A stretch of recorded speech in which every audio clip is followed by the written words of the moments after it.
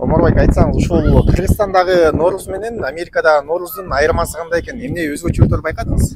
Bu кандай кызыктуу тамак туугандар. Кандай кызыктуу. Мындай быйтыйган суу. Очко.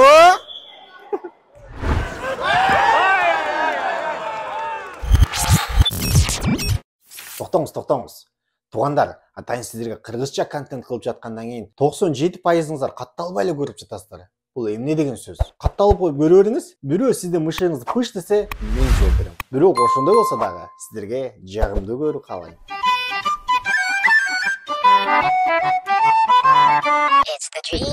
Ассаламу алейкум достор. Сиздер менен кайрадан эле Өмүрбек.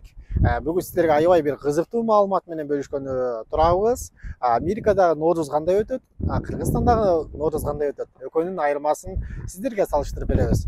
Ал эми Америкадагы Нооруз кандай оюн зооктор менен коштолот, канча адам келет, ошолор боюнча алдыдагы мүнөттөрдө сиздер менен чогуу көрмөкчүбүз туугандар. Анда эмесе кеттик.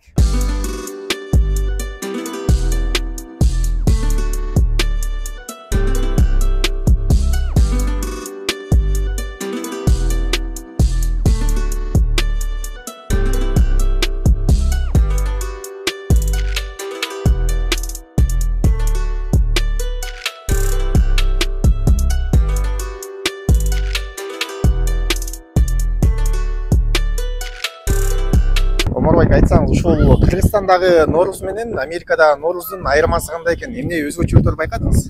Өтө деле айырмасы деле жок экен. Болгон эле биякта Чикагодо болот, Бишкекте болот, Кыргызстанда болот деген. Сүмөлөк Кыргызстанда бар, биякта деле сүмөлөк бар экен. Бардык эле жанда чоң-чоң казандарга пловтор бышот, бул жакта деле казгарта чучук дегенде бүт эле бар экен. Айырмасы деле жок. Бул жактагы элдердин Кыргызстандагы баягы салттарын сактап калуу, кыргыз ушундай океандын бул жагы арыз жагында жүргөн болсо дагы ушундай бир кыргыздын салттарын унутпай сактаганы кандай, өзүңүзгө кандай тууралайсыз? Биринчиден эми аракетиңиздерге береке. Себеби дегенде ушул бөлөк жерде жашаш өзү эле кыйын. Мына ушул жактан мектеп ачып, биздин балдар кыргыз мектепте кыргыз тилин унутпай окушсун деп аракет кылганыңыздар өзү чоң ийгилик деп ойлойм. Жакшы. Кыргызстанга кайчан келдиңиз бул жака?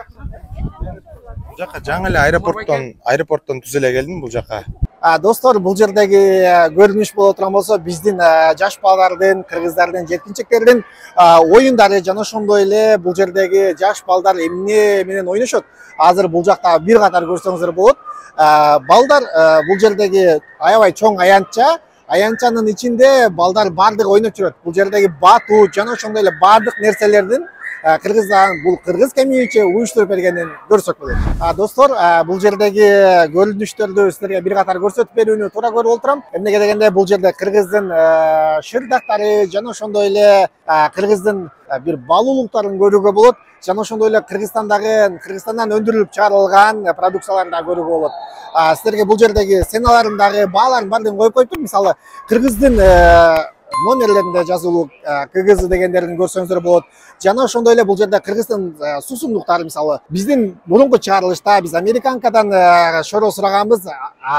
Американкадан шоро сураган негизи эле туура эмес болгондуктан бул жердеги шоролорду көрсөңүздөр болот. Бул жерде шоронун баасы канча экен? Бир шоронун баасы бул жерде $15 болуп эсептелет экен. Кыргыздын азыр мисалы кыргыздардын көбү эле бул жерде түгөнүп калышып экен. Бул жакта адамдар алып кетип атат, көрүп атабыз, кыргыздын продукцияларын сагынгандарын да көрүп атабыз. Ал эми дагы биз алдыга жыла турган болсок, бул жерде кыргыздын балдары бул жерге жазып коюптур. Бал $10 дейт. Бул жерде жам $3 дейт.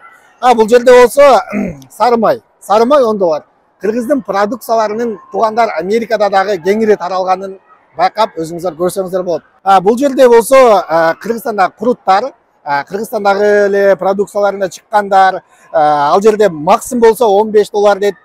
Бул жерде баалар кандай байке? Эки жакта эки баа ошондо. $15, $10. Кандай бардыгы бир баабы же кандай сатасыз? Бардыгы бир баа. Бардыгы эле бир адамдык, жакшы.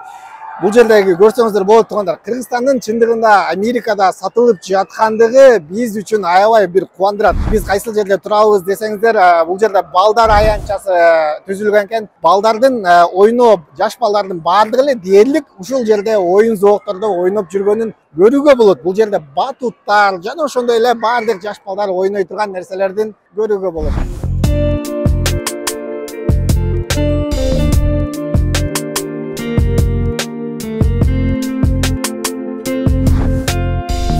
Достор, бул жердеги болсо футбол аянтчасында турабыз. Футбол аянтчасында команда болуп ойноп жатканын да көрүүгө болот. Бул жердеги команда азыр эле жаңы эле ойноп чыкты. Уткан команда менен уткан команда, утулган команда менен утулган команда.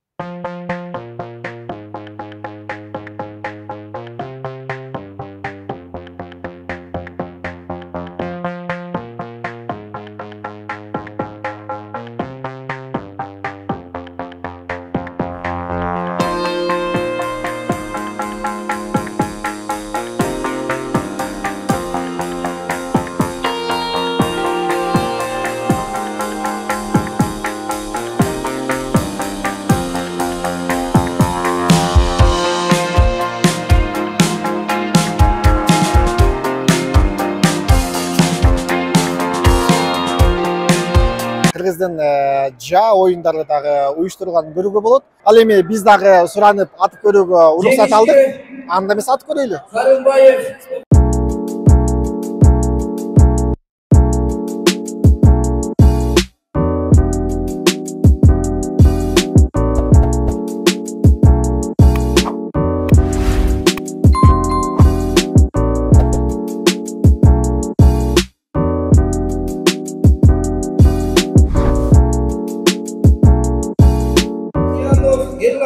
Ал эми достор, биз дагы атып көрөйлү. Кандай болот, кандай жок, сиздер менен чогуу көрөйлү.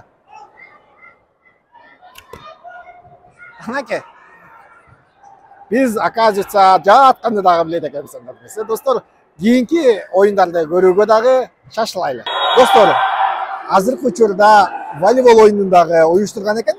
Аябай кызуу жүрүүдө.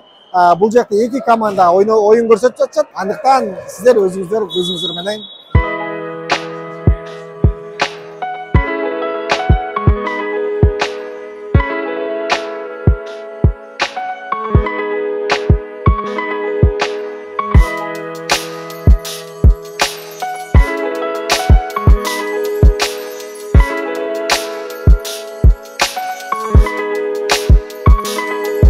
бул жердеги аштар, пловтордун баардыгы бекер берилип жатат. Бул жака келгендердин баардыгы бул жерден тамактанып, өздөрүнүн курсагын тойгусу болот. Бул жердеги 1-чи казан, 2-чи казан, 3-чү казан бошоп калыптыр туугандар. Негизи эле кыргыздар бүгүн биздин мекендештер бул жака келгендердин саны аябай эле көп. Достор, биз дагы өзүбүздүн тиешебизди алайын деп бул жердеги бизге салып беришти. Ушундай эти менен плов. Бул жердеги биздин кыргыз энелер, Чикагода жашаган биздин кыргыз энелер ушундай коробкадагы борсокторду кылып келиштир туугандар. Бул жерден борсокторду дагы Америкадагы Кыргызстандын энелеринин колунан чыккан борсоктор менен ооз ийели.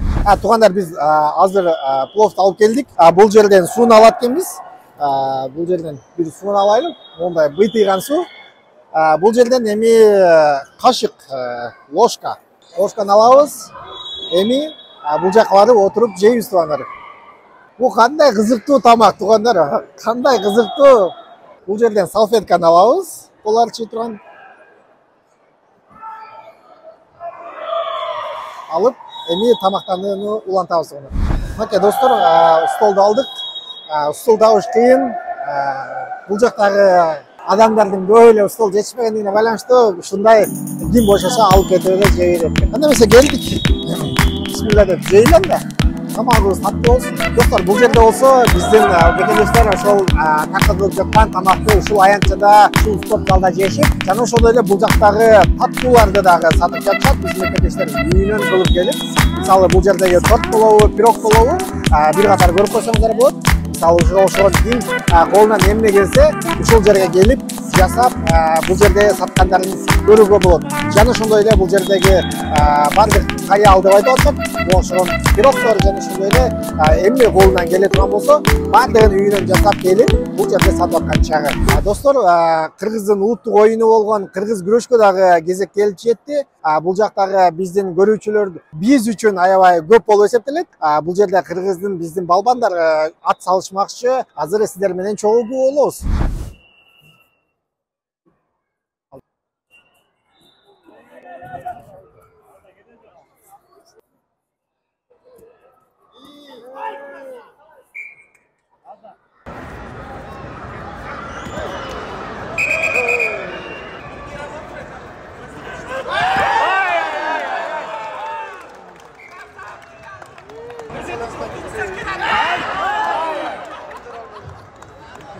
Gelen iyi.